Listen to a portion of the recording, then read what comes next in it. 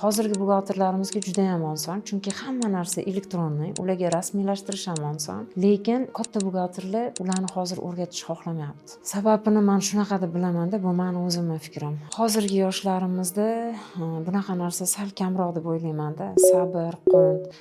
Lekin o'rganaman deyotgan hozir yoshlar ko'p, juda ham ko'p. Ichida hamma aytganingizni qilaman. Siz aytganingizdek ishlayman deb kelishadi. Yarim yil, 1 yil ishlaydi, 2 yil ishlaydi. Sekin o'zgarish boshlaydi. Ana ora-orada tortib qo'yishingiz kerak-da uni.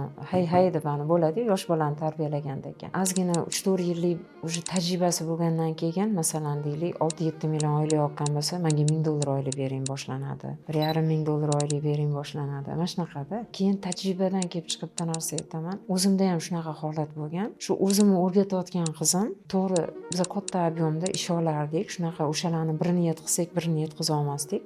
Shogird nimaga olasiz? O'sha narsani sen qilishasan, o'rganasan, seni ham haqqingni beraman, meni ham ishim bitadi degan ma'noda ish boshlanadi-da endi. Shunaqa bo'lganki, ozgina vaqtdan keyin o'sha qiz rahbar oldiga kirib boshqacha gapirgan. Shahlo opam ulgurolmayaptilar, siz ishingizni qilmaganlar, hamma ishingizni men qildim, xullas meni ishga oling, Shahlo opamni bo'shating, mana shunaqa gaplar bo'lganda.